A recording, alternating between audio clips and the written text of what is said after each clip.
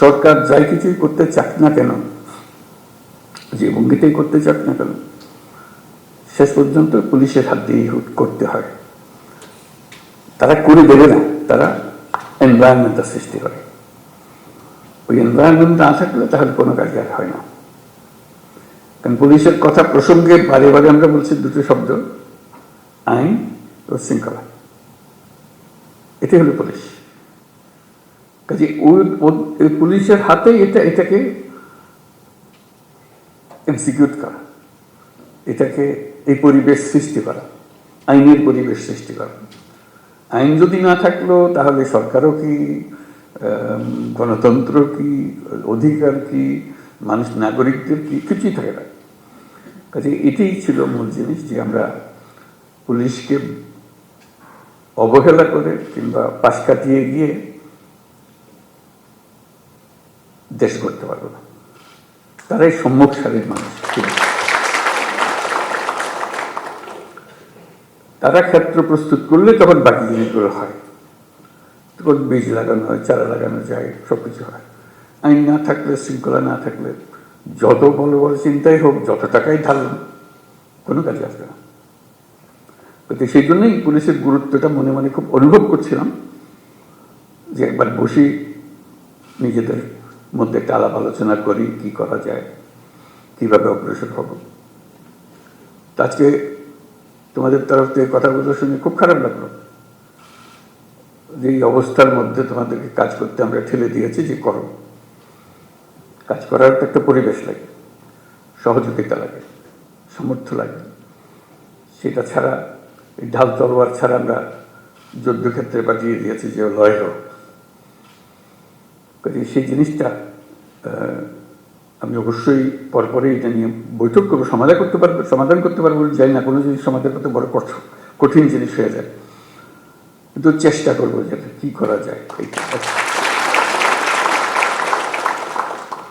যদি ব্যর্থ হই, মনে করি যে আমি চেষ্টা করেছিলাম কিন্তু ব্যর্থ হয়েছে, চেষ্টার অভাবে ব্যর্থ হয়নি। এটা প্রথম চোটে মনে পড়লো যে করা। এরকম আলাপ হলে অনেক কিছু মনে পড়বে, যেগুলো আমরা চেষ্টা করব। যদি আমরা বলি যে এটাই তোমাদের কাজ, দেশকে পরিবেশটা সৃষ্টি করা যেখানে দেশ এগিয়ে যেতে পারে, তাই যদি হয়, তাহলে যাদের হাতে পরিবেশ সৃষ্টি করার দায়িত্ব, যাদের কাছে দেশকে তৈরি করার দায়িত্ব এগিয়ে যাওয়ার জন্য, তাদের নিজেদেরকে তৈরি করতে না পারলে তাহলে তারা বাকি কাজ হলো না। তো সেই জন্য আমরা অগ্রাধিকার দিতে চাই, প্রায়োরিটি দিতে চাই যে যেটা আমরা পারি। আর কথা বলার আরেকটা কারণ ছিল, যে কারণে বসতে চেয়েছিলাম, সেটা হলো যে আমি সরকারে যোগ দেবার আগেও বলেছি, এখন সরকারে যোগদান পরেও বলছি, বাংলাদেশ একটা মস্ত বড় সম্ভাবনাময় দেশ। আমি বারে বারে এটা অনুভব করি। এটা রাজনৈতিক মাঠের বক্তৃতার জন্য না, ব্যক্তি হিসেবে, দেশের নাগরিক হিসেবে অনুভব করি যে এটা বিরাট একটা সম্ভাবনা, এবং কিছু কিছু উদাহরণও যে কেন এটার সম্ভাবনাটা আমি দেখি। কিন্তু সেই সম্ভাবনাটাকে আমরা বাস্তবের দিকে আনতে পারছি না, থেকে যাচ্ছি। আজকে আমরা একটা সুযোগ পেয়েছি, মস্ত বড় সুযোগ, সেই সম্ভাবনাকে কার্যে পরিণত করা। এবং জুলাইয়ের এই অভ্যুত্থানের ফলে সেই সম্ভাবনাটা সৃষ্টি হয়েছে। এই সম্ভাবনার যে পরিবেশ সৃষ্টি হয়েছে, সেটাকে যেন আমরা হারিয়ে না ফেলি। কেন হারিয়ে ফেলা খুব সোজা, মুহূর্তে হারিয়ে যায়। এই সম্ভাবনাকে ধরে রাখা, যেটুকু সময় আমাদের আছে সেটুকু সময়ের মধ্যে আমরা চেষ্টা করবো, ভবিষ্যতে যারা আসবে তারা আশা করি চেষ্টা করবে, পথটা যেন আমরা সৃষ্টি করে দিই। এই পথে আমরা এগুলো সম্ভাবনাগুলো বাস্তবে পরিণত হবে। শুধু বাংলাদেশ একটা সুন্দর দেশ হবে, নিয়মতান্ত্রিক দেশ হবে, গণতান্ত্রিক দেশ হবে, সেটা তো বটেই। আমি মনে করি বাংলাদেশ পৃথিবীর যে সমস্ত অগ্রগামী দেশ আছে, যারা পৃথিবীতে নেতৃত্ব দেয়, তাদের মধ্যে একটা হতে পারে, এরকম একটা দেশের সম্ভাবনা আছে। এটা কোনো আত্মতুষ্টির জন্য না, এটা আমরা, আপনারাও নিশ্চয় দেখবেন, তোমরা দেখবে এটা, যেটা একটু বিচার করলে মনে হয় যে হ্যাঁ এই সুযোগ আছে। আমি একটু কয়েকটা উদাহরণ দিই। এই যে গণ অভ্যুত্থান হলো, এটা বিরাট একটা কাণ্ড, ইতিহাসের একটা বিরাট পরিবর্তন সূচিত হলো। লন্ডভন্ড অবস্থার মধ্যে আমরা এই যাত্রা শুরু করলাম। সারা দুনিয়ার যত দেশ আছে সবাই আমাদেরকে সমর্থন করলো। শুধু মিনমিনে সমর্থন না, আচ্ছা আচ্ছা ঠিক আছে করো, ওরকম না, উৎসাহ করে এগিয়ে আসলো। তারা যেরকম মনে করেছে যে হ্যাঁ এই দেশ যদি উঠে দাঁড়াতে পারে সেটা ভালো সঙ্গী হবে সবাই। আমাদের উপরে তারা ভরসা করেছে, যেরকম আমরা নিজেদের উপরে সে ভরসা আনতে চাই। আমাদের সে ভরসা অনেক সময় হারিয়ে যায়, যে মনে হয় যে না কি হবে, এই তো 2 দিন পরে আবার সব পাল্টে যাবে, কয়দিন থাকবে এটা দেখি আমরা, একটা প্রশ্নবোধক নিয়ে অগ্রসর। আমি যেটা বলার চেষ্টা করছি যে প্রশ্নগুলো সরিয়ে দেওয়া, আমাদের কোনো প্রশ্ন নেই, আমরা এটা করবোই, আমরা করার সামর্থ্য আছে আমাদের। এই যে নতুন করে আমাদের যাত্রা শুরু হলো, এটা একটা মস্ত বড় সুযোগ। এই সুযোগটার উপরে আমি আন্ডারলাইন করছি, এই সুযোগটা যেন আমরা হারিয়ে না ফেলি। এটা শুধু মুখে বললে তো হবে না, সেটা ওই যে আজকের যে আলোচনা হচ্ছে সেটার মাধ্যমে ওটা করতে হবে, যে সুযোগগুলো সৃষ্টির জন্য তারও একটা পরিবেশ লাগে, সেই পরিবেশটা সৃষ্টি করা। তো সেখানে পুলিশ বাহিনী একটা মস্ত বড় ভূমিকা পালন করে। ওই যে বললাম আইন ও শৃঙ্খলা, আইনটা যদি আমরা সঠিকভাবে প্রয়োগ করতে পারি, শৃঙ্খলা যদি প্রতিষ্ঠিত করতে পারি, তাহলে যে কোনো যুদ্ধ জয় সম্ভব। এই যে এগিয়ে যাওয়ার যে যুদ্ধ লড়াই, যেটা এটা আনন্দের লড়াই, এটা কোনো কষ্টের লড়াই না। যত এগিয়ে যায় তত ফুর্তি লাগে, নিজের কাছে ফুর্তি লাগে, নিজের ছেলে মেয়েদের সঙ্গে কথা বলতে ফুর্তি লাগে যে আমরা একটা কাজ করছি, তারা দেখছে, তারা উদ্বুদ্ধ হচ্ছে, এবং নিজের তুষ্টি হচ্ছে যে আমি একটা এমন ভূমিকায় আছি যে ভূমিকায় দেশের একটা পরিবর্তন হবে। আমরা নতুন বাংলাদেশ বলে শব্দটা বলি সবসময়, নতুন বাংলাদেশ, এটা কথার কথা না, এটা নতুন বাংলাদেশ আমরা এই জন্য বলি যে পুরনো বাংলাদেশ হচ্ছে অন্ধকার যুগ, আমাদের ভয়ঙ্কর একটা যুগ। সেই ভয়ঙ্কর দিন থেকে আমরা সুন্দর ঝলমলে একটা দিনে আসতে চাই, সেটা হলো নতুন বাংলাদেশ। পুলিশ বাহিনীরও মুশকিল হলো ওই অন্ধকার যুগের তারা অ্যাক্টিভ পার্টিসিপেন্ট ছিল, নিজের ইচ্ছায় না, সরকারি কাজ করতে হয়, কাজে কাজ করেছে, আমরা কাজ করছি, আমাদের হুকুম পেয়েছে, করেছে, করতে করতে আমরা ওরকম চিন্তাতে পড়ে গেছি। কাজে নতুন বাংলাদেশ সৃষ্টি করার জন্য তোমাদেরকে ওই চিন্তার থেকে বেরিয়ে আসতে হবে যে না আমরা নতুন বাংলাদেশ সৃষ্টি করবো। আমাদেরকে অনেক দোষ দেয়, আমরা দেখিয়ে দেবো মানুষ খারাপ না, আমরা খারাপ মানুষের পাল্লায় পড়েছিলাম, আমরা সে খারাপ মানুষ থেকে বের হয়ে এসেছি, আমরা ভালো মানুষ, আমরা দেখো কি করতে পারি।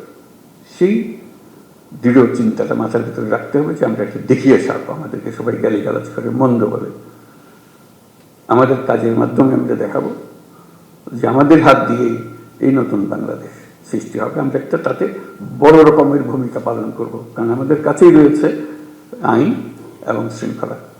এইটা আমরা প্রতিষ্ঠা করব। এটা প্রতিষ্ঠিত করতে পারলেই ওই এনভায়রনমেন্টটা সৃষ্টি হয় যেখান থেকে এটা উড়ান দেবে। দেশটা উড়ান দিতে হলে তার একটা মোমেন্টাম জেনারেট করতে হয়। এই মোমেন্টাম জেনারেট করার জন্যই হলো এটা, যে আমাদের আইন এবং শৃঙ্খলাটাকে প্রতিষ্ঠিত করা। মুখের কথা না, মানুষ দেখলেই, পুলিশ দেখলে মানুষ আশ্রয় পায়, এখন পুলিশ দেখলে ভয় পায়, কি আমাদের খ্রিস্টের মধ্যে আটকে ফেলে, একটা ভয়ঙ্কর একটা ক্যারেক্টার। পুলিশ হলো বন্ধু, এটাই হলো, কারণ আমি আইনের পক্ষের মানুষ, আমি আইন প্রতিষ্ঠা করার মানুষ, আইন হলো আমাদের সবার আশ্রয়। তো পুলিশ হলো সে আশ্রয়দাতা, যে আমি আইনের আশ্রয় নিয়ে আসছি, আইন আপনাকে সুরক্ষা দেবে। এটা যদি আমরা এই ইমেজটা যদি প্রতিষ্ঠিত করতে পারি, অতীতের সব কথা মানুষ বলে যাবো। কাজে এটা নিয়ে কান্নাকাটি করে কোনো লাভ নাই, কারণ সেইটা আমরা বদলাতে পারবো না। সেই 16 বছরের ইতিহাসে আমরা বদলাতে পারবো না। সেই 16 বছরের কালিমা আমার সারা গায়ে মাখা আছে, আমি রাতারাতি পাল্টাতে পারবো না। এটা মানুষ হিসেবে আমি আমার কর্তব্য নির্ধারণ করতে পারি, আমি আমার সম্পূর্ণ নতুন ভাবমূর্তি আমি প্রতিষ্ঠা করতে পারি। এবং যেই সরকার তোমাদের নিয়ে কাজ করছে সেই সরকারের ইচ্ছা যে তোমরা সেই ভাবমূর্তিতে চলে আসো, যাতে করে সবাই দুনিয়া সবাই দেখে, মানুষ দেশের মানুষও দেখে আমরা শুধু পুলিশ বাহিনী না, আমরা নতুন বাংলাদেশের পুলিশ বাহিনী। এই ক্যারেক্টারটা জন্য দেখলে মনে হচ্ছে না এই লোকটা, এই পুলিশটা নতুন বাংলাদেশের পুলিশ। তোমার কাজে কর্মে তখন মানুষ অতীত ভুলে যাবে, মাফ করে দেবে, যা আমাদের সবাইকে ভুক্তভোগী হতে হয়েছে সেটার কারণে তাদেরকে সেই ভূমিকা পালন করতে হয়েছে। এখন সুযোগ পেয়েছে, তারা নিজের চরিত্র নিজের ভাবে উন্মোচন করেছে যে আমি নতুন বাংলাদেশের পুলিশ। এই নতুন বাংলাদেশের পুলিশ বলতে যা যা তোমার মনে আসে সেই জিনিসটাকে প্রতিষ্ঠা করা, এটাই হলো আমাদের মূল কাজ। এটা করতে পারলে আমরা আমাদের এই যে সুযোগ সৃষ্টি হলো, আমি যেটা সুযোগের উপরে জোর দিচ্ছি, অভ্যুত্থানের কারণে যে সুযোগ সৃষ্টি হয়েছে, যার কারণে আমরা নতুন বাংলাদেশের কথা জোর দিয়ে বলছি। মাঝে মাঝে লোকে মনে করে এটাও একটা রাজনৈতিক বক্তব্য, বলতে শুনতে ভালো লাগে কিন্তু অন্তঃশাসন না। আমরা সেভাবে বলার চিন্তা করি নাই, আমরা বাস্তবিক পক্ষে মনে করেছি যে এটা একটা মস্ত বড় সুযোগ। এটা নতুন দেশ, যেমন নতুন দেশ আর আশেপাশের 2-4টা দেশের সঙ্গে পাল্লা দেবে তা না, আমরা দুনিয়ার মাঠে খেলার খেলোয়াড়, আমরা ছোট মাঠে খেলার খেলোয়াড় না। বাংলাদেশ হয়েছে বললাম, বাংলাদেশ অপূর্ব একটা দেশ। সেই দেশে যারা আমরা দুনিয়ার মাঠে খেলি, আমাদের দিকে দেখে লোকে হাততালি এসছে, বাংলাদেশ নেমেছে এবার, ওরকম চাই, ওরকম এমন করতে পারি। এটাও কোনো বাক্য উচ্চারণ করা মানুষের মধ্যে একটু ভাবনা চিন্তা সৃষ্টি, তা না, আমরা বাস্তবে পারি, আমাদের সেই সুযোগ আছে। সেই সুযোগ কথা বারে বারে বলার চেষ্টা করছি, এই সুযোগগুলো যেন আমরা গ্রহণ করি। তো সেই নতুন বাংলাদেশের পুলিশ বাহিনী হিসেবে আমাদের করণীয় কি করতে পারি? অতীত নিয়ে কান্নাকাটি করার দরকার নাই, নতুনের জন্য আমরা প্রস্তুত এবং করে দেখাবো। এটা মুখে বলে আমরা নতুন বাংলাদেশ করবো ইত্যাদি মুখে বলার দরকার নেই, কাজে বলবো যে হ্যাঁ এই হলো নতুন বাংলাদেশের পুলিশ বাহিনী। সবাই ভাবা দেবে যে হ্যাঁ এই একটা কাজ, এবং আশেপাশের যারা আছে তারা বললো যে ভাই আপনার একটা কাজ দেখালেন এবার, এটা আমরা চিন্তা করি নাই, পুলিশের হাত দিয়ে এই কাজ হতে পারে, পুলিশের মাথায় চিন্তা আসতে পারে। কারণ পুলিশ সম্বন্ধে ইমেজ হলো যে তারা খারাপটা আগে দেয়, খারাপটা আগে করে।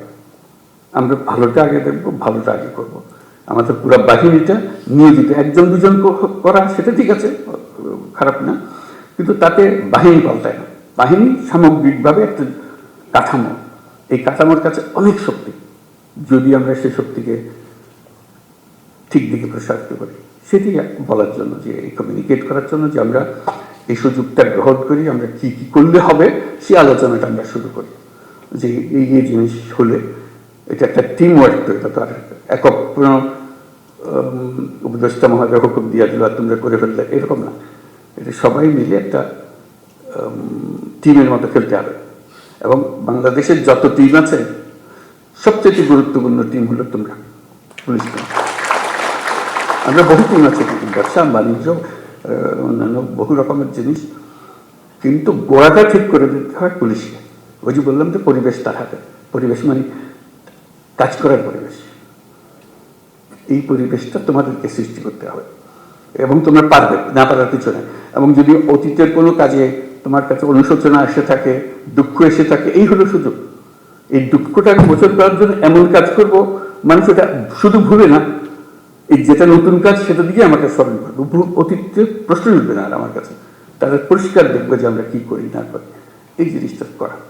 তো সেটা বলবো যে আমরা তো করতে চাই, কিভাবে করব, আমাদের তো সুযোগ দিচ্ছে না। এই সুযোগটা কিভাবে আমরা করতে পারি? আমরা সবাই মিলে একটা টিম, তোমরা একটা টিম আলাদা এরকম না, আমরা সবাই মিলে একটা টিম, তোমাদেরটাও সেই সুযোগ করে দিতে হবে, যাতে করে আমরা যতটুকু আমাদের সাধ্যে আছে সেগুলো, সেই আয়োজনগুলো করে দেওয়া যাতে আমরা করতে পারি। বাংলাদেশের সুযোগের মধ্যে একটা যেটা যে বললাম যে মস্ত বড় সৌভাগ্যবান জাতি, তার মানুষ, মানে আমরা সবসময় চিন্তা করে এসেছি যে বাংলাদেশে এত মানুষ, এর কপালে দুঃখ ছাড়া আর কিছু নেই, খালি বাড়ছে তো বাড়ছেই এতগুলো মানুষ। বাস্তব পরিস্থিতি তো উল্টা। আমরা এত সৌভাগ্যবান জাতি যে আমাদের শক্তির অন্ত নাই, মানুষের শক্তি। মানুষের শক্তির সঙ্গে কেউ পাল্লা দিতে পারে। মানুষের ভিতরে ভীষণ রকম একটা সৃজনশীলতা আছে, যে সমস্যা দিকে সেই সমস্যাকে উল্টে ফেলে। এটা সমাধান এমন জিনিস হয় যে মানুষ চিন্তাও করে না, এটা সমস্যা ছিল, এটা এসে অদ্ভুত রকম করে পাল্টে ফেলছে। আমাদের সেই সামর্থ্য আছে, কারণ আমাদের যে জনসংখ্যা তার বেশিরভাগ হলো একেবারে কাঁচা তরুণ। এরকম দেশ দুনিয়াতে নাই, এত মানুষ, এত তরুণ মানুষের দেশ। এবং সে তরুণ অসহায় তরুণ না, তারা নানা বুদ্ধি সল্লা করে, এটা করে ওটা করে, কোনো জিনিস বাদ থাকে না। আমরা অতীতে যা যা করে এসেছি একটু ফিরে দেখলে, তার ব্যাখ্যা করলে দেখা যাবে কী রকম সমস্যাটাকে তারা সমাধান করে দিয়ে নিজে নিজে করে ফেলেছে। আমরা সবাই মিলে তাদেরকে বাধা দিয়েছি, সরকার বাধা দিয়েছে, পুলিশ বাধা দিয়েছে, ব্যবসা বাধা দিয়েছে, কিন্তু তারা এর মধ্য থেকে কাজটা করে ফেলেছে। আমরা পথে পথে তাদের বাধা সৃষ্টি করেছি। সরকারের একটা ভূমিকা হলো বাধা সৃষ্টি করা, আমরা সে বাধাকে তাকে দিয়েছি, সে বাধাকে অতিক্রম করে তাকে করতে হয়েছে। এখন আমাদের যেটা শপথ নিতে হবে, যে সিদ্ধান্ত নিতে হবে যে মানুষকে আমরা বাধা দেব না, তার পথকে আমরা সহজ করব, তার পাশে থাকবো। তাহলে দেখবে যে এই দেশের এখন সমস্যা থাকবে না। শুধু তার পাশে থাকা, শুধু আইনের ভেতরে তাকে রাখতে হবে। তাকে বলতে ভাই আইনটা পাল্টেন না, আইনটা হাতে নিয়েন না, আইনের ভিতরে থাকেন, আমি যা দরকার আমি করে দেবো আপনার জন্য, আইনের ভেতরে থাকেন। আর আমি নিজে যদি আইন ভঙ্গ করি তাহলে সে তো বলবে যে আসে আমি কি, আপনি কি আমার ওয়াজ করতেছেন, সেই ওয়াজটা আপনি নিজে মানতেছেন না, সে হাসবে। এখন এটা কোনো অর্থ থাকবে না। কাজে নিজে আগে মানি যে আমি আইনের ভেতরে থাকবো, এবং তখন সে মানবে যে হ্যাঁ আইন এটা আমাদের করতে হবে, যে করা যায়। সম্ভাবনার কথাটা বললাম, এই সম্ভাবনাটা কিভাবে আমরা কাজে লাগাবো। এই সরকার, অন্তর্বর্তীকালীন সরকার, এটা হাতে খুব বেশি সময় নাই। আমরা অলরেডি 7 মাস পার করে এসেছি। আমরা বলছি ডিসেম্বরে নির্বাচন হবে। কাজে এর মধ্যে যা আমরা করতে চাই, যা আমাদের সামর্থ্য আছে, এগুলো করে ফেলা। কাজে কী কী সংস্কার, আমরা সংস্কারের উপর দিচ্ছি, তোমরাও সংস্কারের কথা বলছো, যে আমাদের যত সংস্কার করার দরকার আছে আমি করে ফেলি। কারোর জন্য অপেক্ষা করে আমাদের কোনো ফায়দা হবে না, কাজটা করতে হবে এবং সেটা আমাদের প্রতিষ্ঠিত করতে হবে। যে আমরা সেই অংশটা করব, এটা আশ্বাস দিলাম তোমাদেরকে। তোমরা আমাদেরকে বলো যে আমরা আমাদের পার্টটা আমরা করবো। আমরা এই নতুন বাংলাদেশের নতুন সৈনিক পুলিশ বাহিনী হব। এটা হলেই আমরা ওই ক্ষেত্রটা প্রস্তুত করলাম। এই ক্ষেত্র প্রস্তুত করলেই আমরা থাকি আর না থাকি, এটা রেশ থেকে যাবে, এটা চলবে। অন্যরা মনে করবে যে না এটা সুন্দর চলছে, এটা চলতে থাকবে, সেই জিনিসটা করে। যেহেতু নির্বাচন আসছে, নানা রকমের সমস্যা হবে, নানা রকম চাপ আসবে, তবে ডেসপারেট হয়ে যাবে, আমার ক্যান্ডিডেটকে জেতাতে হবে, ওর ক্যান্ডিডেটকে জেতাতে হবে। তুমি এখন আইন মানতে চাইলে তোমার উপরে খেপাখেপি করবে যে না কিছু তো আইন, তুমি আমাকে আইন দেখাও, এসব হবে। আমাদের সেখানে শক্ত থাকতে হবে, আইনের ভেতরে থাকতে হবে, যাতে করে যে সরকার নির্বাচিত হয়ে আসবে সে সরকার আইনের সরকার যেন হয়, আইনের মারফতে যে এসছে, যে আইন ভেঙে এসছে সে সরকার কোনোদিন আইন রাখতে পারবে না, কারণ সে ভাঙারই অভ্যাসটা। কাজে এই যে সুযোগের কথাটা বললাম, এই জন্য বললাম এই সুযোগটা হলো এমন যে আমরা যাতে ভবিষ্যতের সরকারটার জন্য আইন মানা সরকার হয়, এটার জন্য আমরা নিশ্চিত করতে পারি। সেটারও দায়িত্ব তোমাদের হাতে, যেহেতু নির্বাচনটা তোমাদের হাত দিয়ে হবে। কারো কথা মানার দরকার নাই, না অন্তর্বর্তীকালীন সরকার, না অন্য সরকার যারা নির্বাচন করছে তাদের বিষয়ে কারো কথা।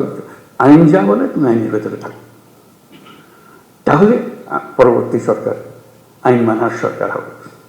আর যদি বলছি হ্যাঁ ওরা কি আছে, ওরা তো আসতেছে, ওদের কত মানুষ ছাড়া আমরা কি করব, তাহলে আমরা অন্যদিকে চলে গেলাম। যেই হোক, সে ছাত্রদের দল হোক, সে পুরানা দল হোক, নতুন দল হোক, কিছু আসে না, বলে আমরা আইনের ভেতরে আছি। আইন আমাদের যা নির্দেশ দেবে সে নির্দেশ, আপনারা আইন পাল্টান, আমরা সে নতুন আইন সেভাবে করবো। ওই জিনিসটা যেন শক্ত থাকে, যে আইনের ভেতরে থাকবো, যাতে ভবিষ্যৎ আমাদের আবার এই পুরনো জগতে ফিরে যেতে না। আমাদের শুধু ভয় হলো আবার অন্ধকারে যেন হারিয়ে না যায়। এক মহা অন্ধকার থেকে আমরা পার হয়ে এসেছি, আমাদের কপাল ভালো, ছাত্ররা আমাদেরকে সেটা থেকে মুক্তি দিয়েছে। আমরা যেন আবার এই গর্তের মধ্যে ঢুকে না পারি, তাহলে আমাদের আর রক্ষা নেই, আমাদেরকে কেউ আর উদ্ধার করতে পারত না। তো আজকে খুব ভালো লাগলো আলাপ করে, আরেকটা বিষয় আলাপ করে নিয়ে মধ্যে, তোমাদের তো বিভিন্ন জেলার থেকে এসছো, বিভিন্ন রকম কাজ। অন্য সময় আমি বলেছি, আবার তোমাদের সঙ্গেও বলি সেটা কথা, এক একজন এক একভাবে কাজ করবে, নিজের সৃজনশীলভাবে কাজ করবে। আমার সমস্যা আমি জানি, আমার এলাকার সমস্যাটা কি। উপর থেকে হুকুমের অপেক্ষার দরকার নেই, উপরওয়ালারা হুকুম দেবে নানা জিনিস। আমি আমার জগতের সমস্যাটা দিকে, আমার জেলার কি কি সমস্যা, এটা আমি একটা তালিকা নিয়ে নেবো। এইগুলোতে আমি একটা প্রায়োরিটি দেবো, এই জিনিসগুলো আমি করবো। নিজের একটা ব্যক্তিগত একটা ডিসিশন, এটা আমি করবো। এই জিনিসটা আমি সহজ করে দেবো, এই জিনিসটা আমি করবো। যে সমস্ত জিনিস আমার দরকার, যেমন আমাদের আইন শৃঙ্খলার যা যা বিষয়গুলো আছে, বিশেষ করে নারীদের বিষয়ে এখন জোর আলাপ চলছে, যেটা আমাদের রক্ষা করতে হবে, নারীদের সুরক্ষা দেওয়া। এটা একটা মস্ত বড় কাজ। এটা আমাদের অবহেলার কারণেই এটা ক্রমে সমাজের মধ্যে দ্রুত বিস্তার লাভ করেছে। আমাদের দেশের অর্ধেক মানুষ অসহায় হয়ে পড়েছে, তাদের প্রতি দৃষ্টি দেওয়ার কেউ নাই। তার রাস্তাঘাটে চলতে গেলে ভয় লাগে। কথা হলো আপনার মেয়ে রাস্তা দিয়ে যায়, সে ভয়ে বয়ে যায়। এটা কোন ধরনের কথা? এই দেশের একজন নাগরিক রাস্তা দিয়ে যাবে, তার মনের মতো একটা ভীতি টানি, মানে তাকে তার দিকে তাকালে কি বুঝবে, কোন দিকে তাকালে না নিচের দিকে তাকালে না উপর দিকে তাকাবো, বুঝতে পারছে না। কোন কাপড় পরবো বুঝতে পারছে না। কোনটা আমি নিরাপদ হবো, আমার নিরাপত্তা কথা। বাপ হিসাবে, ভাই হিসেবে আমাদের তো একটা পারিবারিক দায়িত্ব আছে, তারপরে পুলিশ হিসাবে আমাদের সবচেয়ে বড় দায়িত্ব। আইনে তাকে সমস্ত অধিকার দিয়েছে, সেই আইন তার জন্য দেওয়া, তার হাতে তুলে দেওয়া, যে হ্যাঁ এই আইন আপনাকে অধিকার দেবে, আমি সেই আইন প্রয়োগ করার মালিক, আমি আপনার অধিকার নিশ্চিত করার দায়িত্ব আমার, আমি এই অধিকার নিশ্চিত করবো, আমার এলাকায় আমি নিশ্চিত করবো। সারা বাংলাদেশে কি হচ্ছে এটা তো আমি জানতে থাকবো, কিন্তু আমার হলো যে আমার যে এলাকাতে, আমি তো একটা এলাকার মালিক, আইনের মালিক, আমি হলাম সরকার, আইনের সরকার। কাজে আমার নিশ্চিত করছে সে অধিকার যেন প্রতিষ্ঠিত করতে পারে, কোথাও যেন এটা নিয়ে প্রশ্নটা তুলতে না পারে কেউ। এই নাগরিকদের অধিকার হিসেবে আমার সেই জিনিসগুলো দেওয়া, যাতে করে অধিকার থেকে সে কোনো রকম বঞ্চিত না হয়। তারপরে আরো নানা রকমের অধিকার আছে, সেগুলো যেন আমরা বঞ্চিত না হয় কেউ, সে প্রতিষ্ঠিত করা। বিশেষ করে নারীদের বিষয়টা এসছে বলে আমি উল্লেখ করলাম, এটা খুব গুরুত্বপূর্ণ বিষয়। কারণ তা না হলে আমরা ওই যে বললাম যে বহু সম্ভাবনার একটা দেশ, সেই সম্ভাবনা এখানে শেষ হয়ে যাবে যদি আমরা ওইটুকু না পারি। সংখ্যালঘুদের নিরাপত্তা একই ব্যাপার। নাগরিক হিসেবে তার আমাদের কনস্টিটিউশন অনুসারে যত অধিকার দেওয়া আছে সবগুলো নিশ্চিত করা আমাদের দায়িত্ব, এবং সেই দায়িত্ব পুলিশের মারফতে আমাদেরকে এক্সিকিউট করতে হয়। কাজে পুলিশ হিসেবে যে সংখ্যালঘুর নিরাপত্তা এবং যে কোনো ব্যক্তির নিরাপত্তা, সেই অসহায় গরিব মানুষের নিরাপত্তা, শক্তিশালীর হাত থেকে তাকে বাঁচানো, সেটা নিশ্চিত করা ইত্যাদি, এগুলো যেন আমরা করতে পারি। এই প্রসঙ্গে আরেকটা বিষয় একটু পরিষ্কার করি। আমরা তো বললাম যে আমরা কাজ করব এবং নতুন বাংলাদেশ গড়ব, এবং খুব দ্রুত আমরা এগোতে পারবো, সব ঠিক আছে, এগুলো কোনোটাই পেছনে কোনো প্রশ্নবোধক নেই, এগুলো নিশ্চিত একটা বিষয়। কিন্তু এর মাঝখানে আমরা একটা পরিষ্কার মাথার ভেতরে যেন রাখি, আমরা একটা যুদ্ধাবস্থার মধ্যে আছি। আমরা এই 8ই অগস্টের পরে ভুলে গেছি যে আর যুদ্ধ নাই, এবং যুদ্ধ শেষ, কথা ঠিক না। আমরা একটা কন্টিনিউয়াস যুদ্ধাবস্থার মধ্যে আছি। এটা যেন মনে থাকে যে আমরা যুদ্ধাবস্থার মধ্যে আছি। এই যুদ্ধ অবস্থার থেকে আমাকে জয় হয়ে ফিরে আসতে হবে, বের হয়ে আসতে হবে। এই যুদ্ধটা কিভাবে হয়? পরিষ্কার, লোকের সুযোগ গ্রহণ করে, যারা পরাজিত শক্তি তারা সুযোগ গ্রহণ করে একটা উস্কিয়ে দেবে, একটা কিছু গোলমাল পাকিয়ে দেবে, এবং প্রথম নজর আসবে পুলিশের নজর। তার দৃষ্টিতেই তো সাংঘাতিক, তো আমাদের বিরাট শৃঙ্খলা ভঙ্গের কাজ করবে, আমাদের শান্তি নষ্ট করবে, আমাদের গোলযোগ পাকিয়ে বলবে। তার চেষ্টা হলে একটু গোলযোগ পাকিয়ে দেওয়া। সে তো সম্মুখ যুদ্ধে আসতে পারছে না, সে কথা একটা প্রচার করবে, প্রচার করে দিয়ে একটা মহাকাণ্ড তুলে দেবে যে এই ওকে মেরে ফেলেছে, ও কি হয়েছে, ও এইরকম করেছে, একটা কথা, একটা ছবি ছাপিয়ে দেবে, একটা পোস্টার লাগিয়ে দেবে ইত্যাদি। এটা কন্টিনিউয়াসলি চলতে থাকবে, কারণ সেই যুদ্ধ ক্রমাগত তীব্রতর হবে। যতই নির্বাচন কাছে আসবে ততই তীব্রতর হবে, কারণ ওই পরিবর্তন হয়ে গেলে আবার তারা মনে করবে যে আমরা আরেকবার পরাজিত হয়ে গেলাম, ওখানে যদি পরাজিত হয়ে যায়। কাজে সেই এটা তীব্রতর করতেই থাকবে। ওইখানেও ফ্রন্ট ফোর্স হলো পুলিশ বাহিনী, নজরে রাখা এবং সবার দিকে খেয়াল রাখা। কাউকে সন্দেহ করেছি তার মানে এই নয় যে তাকে এখনই আমাকে কারাগারে নিয়ে, তা না, সেও দেশের নাগরিক। কাজে দেশের নাগরিক হিসাবে তার অধিকার আছে যদি নাগরিক হিসাবে থাকে, আর যদি দোষ করে থাকে তার উপর নজর রাখবে, দোষ করা মাত্র যেন আমি তার ধরে রাখতে পারি, যেটা আমাদের নিরাপত্তা বিঘ্নিত করছে, আমার আইন ভঙ্গ করছে ইত্যাদি ইত্যাদি যেগুলো আছে। কাজে যেটা আমার আন্ডারলাইন করার কথা যে আমরা যুদ্ধাবস্থার মধ্যে আছে, এই যুদ্ধাবস্থা চলতে থাকবে, বিশেষ করে ইন্টেন্সিফাই হবে, ক্রমাগতভাবে এটা ঘনীভূত হবে। এই মেঘ আস্তে আস্তে কালো মেঘ, কাল থেকে আরো প্রচন্ড বেগের মেঘ, ঘূর্ণিঝড় ইত্যাদি হতে থাকবে। আমরা যদি সতর্ক থাকি তাহলে এটাকে আর বাড়ার সুযোগ দেওয়ার দরকার হবে না। এই প্রসঙ্গে দেখা যাবে যে অনেক অপপ্রচার, এগুলো তোমরা পরিচিত সব অপপ্রচার যে হয়, অপপ্রচারের একটা মহা কারখানা আছে, নিত্য নতুনভাবে অপপ্রচার হবে, তোমাকেও কনফিউজ করে ফেলবে যে আসল কথা তুমি বুঝতে পারতেছো না এটা কি হইতেছে। কাজে সেটার থেকে বাঁচে, এই অপপ্রচার থেকে বাঁচে। অপপ্রচারে কোনো একটা সূত্রপাত হলে তোমার এলাকায় যদি হয়, সঙ্গে সঙ্গে এটা রিপোর্ট করা যে এখানে একটা অপপ্রচার চলছে, এটাকে শিগগিরই এটাকে পরিষ্কার করে ধরতে হবে, লোকে যেন ভুল ধারণার মধ্যে না থাকে। নড়াচড়া ইত্যাদি, কারাই অপপ্রচার করছে, কারাই ফ্যাক্টরি বানিয়েছে, কোথায় বানিয়েছে, কারণ তাদের এন্ট্রান্স সর্বত্র, যেহেতু তাদের হাতে বিশাল অঙ্কের টাকা আছে, কি পরিমাণ টাকা আছে সেটা পত্রিকায় তোমরা দেখতেছো। ওইটার থেকে ওই যুদ্ধটা আমাদের জয়, আমরা এই যুদ্ধকে উঠতে দেবো না এটা। আর আমাদের জগৎকে আমরা যে নতুন বাংলাদেশ গড়তে চাই, সে নতুন বাংলাদেশ দিকে আমরা অগ্রসর হব। এটা ডিসিদের মিটিংও বলেছিলাম, এখানেও সেটা বলি আমি, এটাও আমার কাছে খুব গুরুত্বপূর্ণ বিষয়। সেজন্য এটা হলো যে আমরা 64 জেলার 64 জন দায়িত্বে আছে। 64 জন তো একরকম না, একটা হলো যে ব্যক্তিগতভাবে একরকম না, একটা হলো যে কেউ অ্যাক্টিভ কেউ একটু ইনঅ্যাক্টিভ, দুদিন পরে করতেছে, আজকে যেটা করার কথা কালকে পূর্ব পরশু করবে, এরকম। তো সেটা যে আমরা যাচাই করবো কিভাবে, সেই জন্য স্বরাষ্ট্র মন্ত্রণালয়কে বলবো একটু খেয়াল রাখা, এটা একটা প্রক্রিয়া সৃষ্টি করা, যাতে করে উৎসাহ হয়। আমার কাজের মধ্যে একটা উৎসাহ আছে, আমি যেন ঝিমিয়ে পড়লে এটা আমাকে জাগিয়ে দেয়। আমি পারি কিন্তু একটু ঝিমিয়ে গেলে একটু চাঙ্গা করে কি করা, আমি প্রস্তাব দিচ্ছি সেটা র্যাঙ্কিং করা। প্রতি মাসে এই 64 জেলাকে 1 থেকে 64-তে নিয়ে আসা, সবাই কে কোন স্থানে আছে।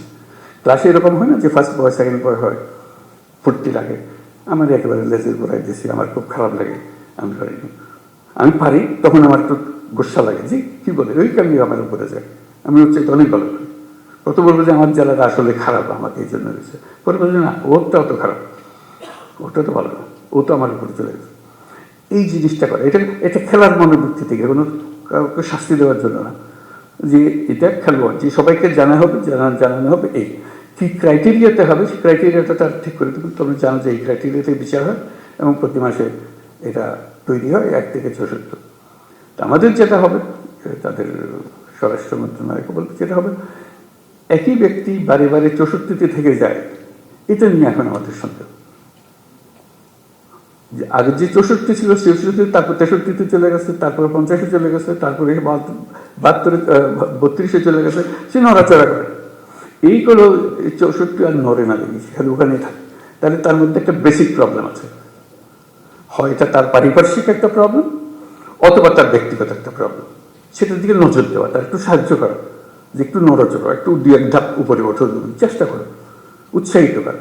কেন এটা উৎসাহিত করা, ইনসেন্টিভ দেওয়ার জন্য, যে আমরা দেখালাম যে কি হলো। ওই শুধু নজর রাখা যে জায়গাতে আছে নিচের দিকে, সেই নিচের দিকে থেকে যাচ্ছে, উপর দিকে ওঠার চেষ্টা করতেছে না বা পারতেছে না, তাহলে তাকে ট্রেনিং দিতে হবে, তাকে সাহায্য করে দিতে হবে যাতে করে সে একটু উপরে উঠতে পারে। আর যে 10-এর মধ্যে ঢুকে গেছে আর 10 থেকে নামতেছে না, বাবা সে শক্ত করে ধরছে, সে ভালো, তার দিকে একটু নজর রাখা যে হ্যাঁ ভালো কাজ, ভবিষ্যতে অনেক কাজ দায়িত্ব দেওয়া যাবে তাকে, যে 10-এর মধ্যে থাকে প্রত্যেকবারে দেখে 10। এরকম একটা প্রক্রিয়া হলে ফুর্তি লাগে কাজ করার মধ্যে। তা আমরা প্রযুক্তিকে আনতে চাচ্ছি আমাদের কাজের মধ্যে। আমরা পুলিশ রিপোর্ট করা, কি বলে এটা, মামলা রুজু করা, এগুলো অনলাইন, এগুলো আছে না অনলাইন চালু করে কাজ হচ্ছে আমি ভালো। এই অনলাইন আমরা সব যত কিছু আছে এখন অনলাইন করার চেষ্টা করি, এইটা দিয়ে শুরু হলো অনলাইন এটা মামলা রুজু করা। আমরা দেখবো তো কোন জেলাতে কয়টা হয়, এটার একটা ছবিটা দিয়ে দেওয়া, টেবিলটা দিয়ে দেওয়া। এই জেলাতে এই মাসে, এই মার্চ মাসে 32টা হয়েছে, এই মাসে আগের মাসে 30টা ছিল, আগের মাসে 20টা ছিল, এখন 32টা হয়েছে। আরেকজনের প্রথম মাসে 20টা ছিল, তার মধ্যে 40 হয়েছে, তা তো 80টা হয়েছে। দ্রুত চলে যাচ্ছে, একই কাজ। একজনে সবাইকে উৎসাহিত করছে, যেখানে কাজ আটকে যাচ্ছে সেখানে তাকে সাহায্য করছে, যেন আমি ফোন করতেছে, ভাই কি আমাদের এখানে আটকাই দিলেন, কি এটা চলতেছে না, আমার পারতেছে না, তো আমরা আমাদের বারবার কমপ্লেন আসছে, আসেন একটু ঠিক করে দেন, নাহলে আমি পিছিয়ে যাবো। অর্থাৎ এই সংখ্যাটা বাড়তে হবে। আসতেছে মামলা আসতেছে, কিন্তু লিখিতভাবে আসতেছে। আমরা বলি না লিখিত মামলা আস্তে আস্তে আমরা বন্ধ করে দেবো, এটা অনলাইনে আসতে হবে। অনলাইনকে তাকে অভ্যস্ত করা যে হ্যাঁ আসলে ভাই আপনাকে দেখাই দেবো, আর চলেন আপনি অনলাইনে করেন এটা। সে তো জানে না অনলাইন প্রথম দিকে, কাজে আসলেও আরেকজন বলবো আসছে, একদিন সময় হয়ে গেছে, আপনি তো অনলাইন শিখে ফেলেছেন, ওইখানে শহরে অমুক জায়গাতে আছে, ওরা করে এগুলো, আপনি ওখানে যেন ওরা করে দেবে, আমার কাছে আসার দরকার নেই। উৎসাহ সহকারে তারা দেবেন, যাতে আর নম্বরটা বাড়ে, আপনার অনলাইনের সংখ্যাটা বাড়ে। যত অনলাইনের সংখ্যা বাড়বে তত বুঝলাম যে কেউ না কেউ ইনিশিয়েটিভ নিচ্ছে, ইনিশিয়েটিভ নিলে কাজটা হতে পারে, সে কাজগুলো করে দেওয়ার জন্য। এরকম প্রত্যেকটা জিনিস এখন অনলাইনের মধ্যে আমরা আনতে থাকবো। ন্যাশনালি অনেক জিনিস আমরা অনলাইন নিয়ে আসবো, যেমন কর দেওয়া, ট্যাক্স দেওয়া, পুরো ট্যাক্স সিস্টেমটা অনলাইন হয়ে যাবে, অনলাইনে দেবে। অর্থাৎ তাকে সরকারি অফিসের পেছনে দৌড়াদৌড়ি করতে না হয়। এগুলো আছে, দোকান আছে, তার কারণে এখানে আমি ট্যাক্স দিতে পারি, ব্যাট দিতে পারি, যা যা করতে হয়, লাইসেন্স নিতে পারি, সব কিছু দেওয়া আছে। আমার তথ্য দিলে সে আমার লাইসেন্সটা দিয়ে দেয়, ফুরে গেছে, তার সঙ্গে আর কোনো কিছু দোকান সাজাই বসে আছে, আমি শুধু গিয়ে তাই করতেছি। এরকম প্রতিটি ক্ষেত্রে আমরা ওই সিস্টেমে আমরা চলে যাচ্ছি আস্তে আস্তে। যেমন এখন ইয়ের ব্যাপারে, পাসপোর্টের ব্যাপারে বলেছি, নিশ্চয়ই তোমাদের নজরে এসছে, আমরা বলছি পুলিশ ভেরিফিকেশন লাগবে। প্রথম সব চমকে গেছে, আর বলে যে পুলিশ ভেরিফিকেশন, এত অভ্যস্ত হয়ে গেছে আমরা পুলিশ ভেরিফিকেশনে, যেটা তুলে দেওয়া মাত্র চমকে উঠেছে, কারণ অথচ এটা কোনো দরকার নেই। আমি এই দেশের মানুষ, আমার এনআইডি ছাড়া প্রতিষ্ঠিত করেছে, আমি দেশের নাগরিক। নাগরিক হিসেবে পাসপোর্ট পাওয়া আমার অধিকার। আমার যদি কোনো কেস থাকে, মামলা থাকে, সরকার আমাকে সেটার জন্য বাধ্য করে, বলে যে না এই লোকের মামলা আছে, তাকে কোনো সময় পাসপোর্ট দেওয়া যাবে না, সেটা সে করতে পারে। তার ইয়েতে গেলেই আমরা পাবো, তার আইডিতে গেলেই আমরা পাবো ডেটাবেসে যে তার নামে মামলা আছে, পরিষ্কার হয়ে। কারণ ভেরিফিকেশনের দরকার নেই। এই একটা হামলা মামলা মাসের পর মাস, বছরের পর বছর চলে যাচ্ছে, সে বেচারা পাসপোর্ট পাচ্ছে। তা আমরা বলছি একটু ভেরিফিকেশন রাখবেন। তখন প্রশ্ন উঠলো, এটা একটা বিপদে ফেললেন আমাদের। রোহিঙ্গারা যদি এর মধ্যে ঢুকে যায়, কারণ ভেরিফিকেশন লাগাতে, ভেরিফিকেশনে বুঝতে পারতাম যে এটা রোহিঙ্গা, কাজে তারা আমরা পাসপোর্ট দিতাম না। তো আমরা ঠিক করলাম যে না, সেটা ইউএনএইচসিআর যারা রোহিঙ্গাদের দেখাশোনা করে, শুধু যারা, তাদের ডেটাবেস আছে, তাদের ডেটাবেস থেকে সব জানবে যে ওটা দেওয়া মাত্র, ওই নম্বর ওর এনআইডি দেওয়ার মাত্র বলবে যে ও তো এনআইডি নেই, এনআইডি ওটা বেজাল এনআইডি আছে, সে বেজাল এনআইডি অন্য জায়গায় চলে যাবে। তো তখন তার ইয়েগুলো আছে, বায়োমেট্রিক্স আছে, বায়োমেট্রিক্সটা দিলেই সঙ্গে সঙ্গে বলবো যে এটা রোহিঙ্গার ক্যাম্পের বাসিন্দা। তার যেহেতু ওই দুটা ডেটাবেস কানেক্টেড হয়ে যাবে, এটাই এখন আমরা প্রক্রিয়া করছি, যে দুটো একত্র হয়ে যাবে। এটা দেওয়া মাত্রই সমস্ত তথ্য স্ক্রিনে ভেসে উঠবে যে ওখানকার, তাহলে সেখানে পাসপোর্ট দেওয়ার, পাসপোর্ট অথরিটি ঠিক করবে যে তুমি তো রোহিঙ্গা, তোমাকে আমরা দিতে পারলাম না। কাজে ওখানে পুলিশ ভেরিফিকেশনের দরকার নেই, যেহেতু টেকনোলজি আমাদেরকে সাহায্য করছে।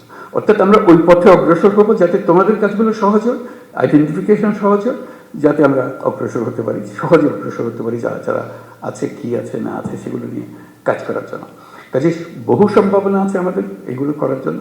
আমরা শুধু এই কাজগুলো করি আনন্দে সহকারে করি, এগুলো কোনো কষ্ট সৃষ্টি করার জন্য করতেছে না, সবার আনন্দ। আমি আমার কাছে নিয়োজিত থাকি, এই কাজে কে কার পাসপোর্ট নিয়ে তার জন্য কোন গ্রামে যেতে হবে, তাতে আত্মীয় স্বজন বের করতে হবে, পুলিশ ভেরিফিকেশন, সেও একটা কঠিন কাজ।